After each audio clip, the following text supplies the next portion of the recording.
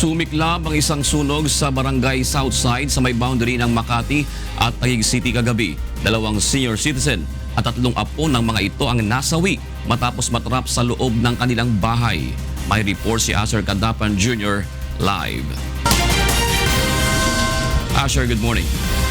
Yes, June, naitid sa loob ng nasunog na bahay ang 5 magkakamag-anak sa Abot Street Extension sa barangay Southside, Makati na nag-umpisa bandang alas 8 kagabi.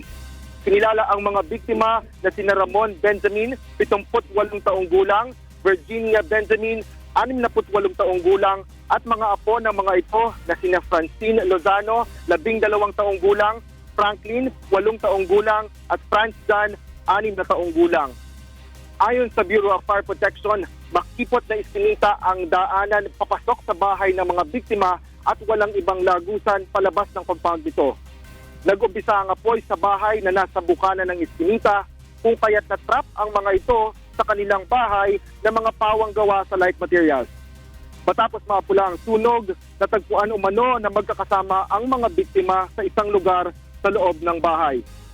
Ayon pa sa BFP, umabot sa ikatlong alarma ang sunog kung saan 10 bahay ang natupok ng apoy at aabot sa 200,000 piso ang halaga ng napinsala.